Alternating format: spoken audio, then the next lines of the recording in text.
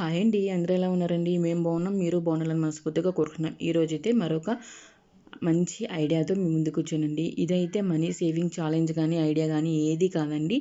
So మనం ప్రతి ఇంట్లో కూడా ఎప్పుడో ఒక్కసారైనా సరే ఇలా అనుకునే ఉంటాం.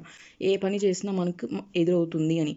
అంటే ఏం చేసినా సరే మనం చేసే పనిలో సఫలీకృతం అవ్వట్లేదు, లేదు ఏం చేసినా సరే మనకి డబ్బు సంపాదించలేకపోతున్నాము, డబ్బు దాయలేకపోతున్నాం అని చెప్పేసి ప్రతి ఒక్కళ్ళు కూడా ఎప్పుడో ఒకసారైనా అనుకునే ఉంటారు.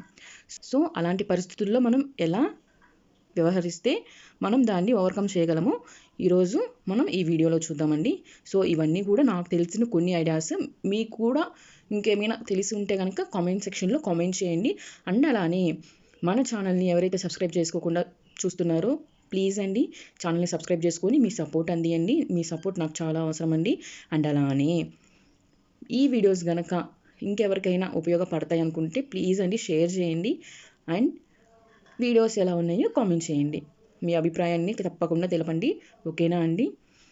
ఇంకా వీడియోలోకి వెళ్తే, సో ఎవరైతే మనం రోజు కష్టపడుతున్నామో ఒక్క రూపాయి కూడా సేవ్ చేయలేకపోతున్నాము, మన పిల్లలు మన తర్వాత ఎలా సంతోషంగా ఉండగలరు ఇప్పుడు మనం ₹1 వెనక వేయకపోతే అని చెప్పేసి అందరూ అనుకునే ఉంటారు కదండి. సో అలా మనీ మనం ఎందుకు సంపాదించలేకపోతున్నాము? అందరిలాగా ఒకరితో పోల్చుకొని అయితే అనుకోవద్దండి.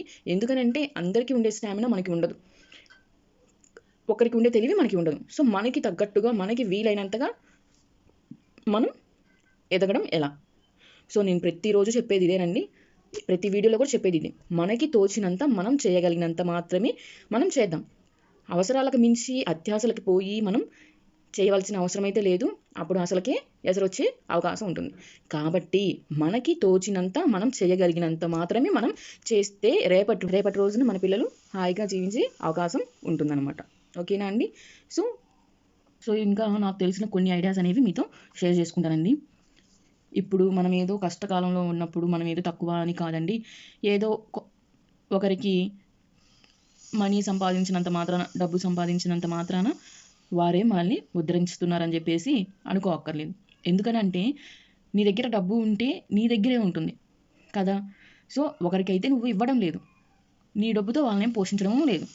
కాబట్టి ఎవరి సంపాదన వారు తినడము, వారు దాచుకోవడమే. కాబట్టి ఒకరిని వేలెత్తి చూపించాల్సిన అవసరమూ లేదు. ఇలాంటి మాటలు ఎందుకు చెప్తున్నానంటే, సో ఈరోజు ఏదో ఒకరికి ఉందని చెప్పేసి వాళ్ళు ఎత్తులో ఉండడము, మనకి లేదు అని చెప్పేసి మనం తగ్గిపోవడము చేయాల్సిన అవసరమే లేదండి. ఎక్కడ కూడా మనం తల వంచుకోవాల్సిన అవసరం లేదు. సో మనం కష్టపడుతున్నాం, ఒకరి దయ మీద ఏమీ బతకడం లేదు, వారి డబ్బును మనం ఏం తీసుకోవడం లేదు. కాబట్టి మనకి అన్నీ కలిసి వచ్చిన రోజు ఎలా ఉన్నామో కలిసి రాని రోజులు కూడా మనము అంతే ఉండాలి. ముఖ్యంగా మన ఇంట్లో ఉండేవాళ్ళు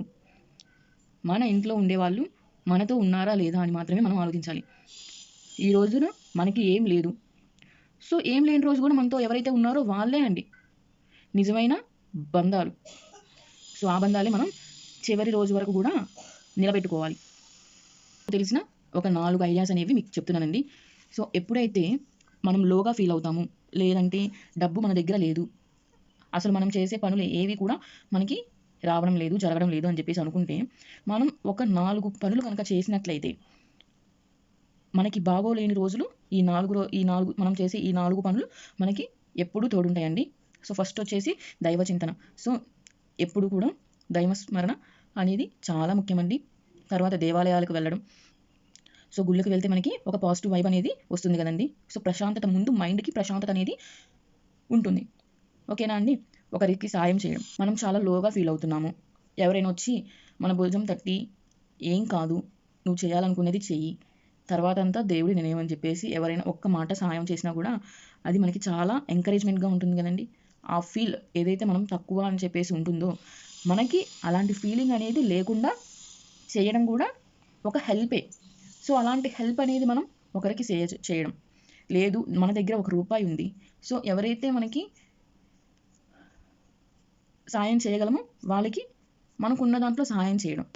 సో ఇలా చిన్న అయినా సరే అండి చాలా గొప్పగా మనకి ఉపయోగపడతాయి అన్నమాట. సో తర్వాత నోరు సంభాళించుకోవడం అంటే మనకి కలిసి రాని రోజున, ఇప్పుడు భార్యాభర్తలు చాలామంది ఉన్నారండి. సో అన్నీ బాగున్న రోజు బంధం బాగానే ఉంటుంది. ఒక్క తేడా పడిందా, ఒక్క చోట తేడా పడిందా, ఇంకా ఆ రోజు చూడండి ఎంత మాటలంటే ఎన్నెన్ని మాటలు మాట్లాడతారు. సో ఎందుకండి ఆ క్షణము మనం సైలెంట్గా ఉండి తప్పుకుంటే తర్వాత రోజు ఏమో మనకు తెలియదు కదా, అన్న వాళ్ళే రియలైజ్ అయ్యి మన దగ్గరికి రావచ్చు. కాబట్టి ఎక్కడైతే తేడా వస్తుందో ఆ రోజు మనం గమ్మున ఉంటే సరిపోతుందండి. కాదు నేను నోరు వేయాల్సిందే, నేను మాట్లాడాల్సిందే అని చెప్పేసి నోటికి ఎంత వస్తే అంత మాట్లాడడం మాత్రం అస్సలు మంచిది కాదండి. ముఖ్యంగా ఇంట్లో ఉన్న వాళ్ళతో, భార్యాభర్తలు కానివ్వండి, పిల్లలు కానివ్వండి, అమ్మా నాన్నలు కానీ, అత్తమామలు కానీ, ఎవరైనా అండి, నాట్ ఓన్లీ ఫర్ కపుల్స్, ప్రతి ఒక్కరికి కూడా నోరు సంపాదించుకోవడం చాలా ఉత్తమం అండి. ఉందిలే అని చెప్పేసి పెత్తనం చేయాలి అని చెప్పేసి చూస్తుంటే ఎవరు ఊరుకుంటారండి? ఎవ్వరు ఊరుకోరు. అసలు ఈ రోజుల్లో ఒకరికి కమాండ్ చేయడం అనేది అసలు అవ్వని పని. ఒకరి మీద కమాండింగ్ ఎందుకండి? అవసరం లేదు కదా. కాబట్టి మనకి కలిసి రాని రోజు కూడా, మనం తక్కువగా ఉన్న రోజుల్లో కూడా నోరు ఎంత వీలైతే అంత సంభాళించుకోవడం అనేది చాలా ఉత్తమమైన పని. సో నోరు అయితే ఈ 4 మనం పాటిస్తాము. సో మనం ఏం పని చేసినా సరే ఎందుకు కలిసి రాదో అప్పుడు మనం చూడాలి, ఎందుకు కలిసి రావట్లేదో అప్పుడు మనం ఎనలైజ్ చేసుకోవాలి. ఓకేనా అండి? ఎందుకని అంటే మనకి కష్టకాలం అనేది ఎక్కువ రోజులు ఉండవు. కష్టకాలం వచ్చినప్పుడు మనం ఆ పీరియడ్ వరకు మనం కొంచెం సహనం పాటిస్తే, ఎలా అయితే మనకి కాలం గడుస్తుందో, ఎలా అయితే ఋతువులు మారుతున్నాయో, సీకంటూ ఒక టైం పీరియడ్ ఉంటుంది. సో అది గడిచిన తర్వాత మనకి కష్టాలు కూడా పోతాయి. సో ఆ పోయే వరకు మనము కొంచెం సహనంతో వహించాలి. కాబట్టి లాస్ట్కి నేను చెప్పేది ఏం లేదండి. సో కొంచెం ఓపిక పట్టితే బంధాలు కానీ, విలువలు కానీ, సమాజంలో మనకి ఇచ్చే విలువ కానీ ఏదైనా సరే మాయకుండా ఉంటాయి. ఏదైనా సరే బంధం నిలవాలి అంటే సహనం అండి. సో సహనంతో వ్యవహరిస్తే మనం వేడిలో కూడా ఓడిపోకుండా ఉంటాం. సో ఈ రోజున మనం చాలా న్యూస్లో చూస్తున్నట్లయితే చాలా చాలా ఆత్మహత్యలు, హత్యలు చూస్తున్నామండి. భార్యాభర్తలే. ఎందుకండి? అండర్స్టాండింగ్, నోరు కుదరకపోవడం కానీ, లేదు అహం, నువ్వెంత నేనెంత.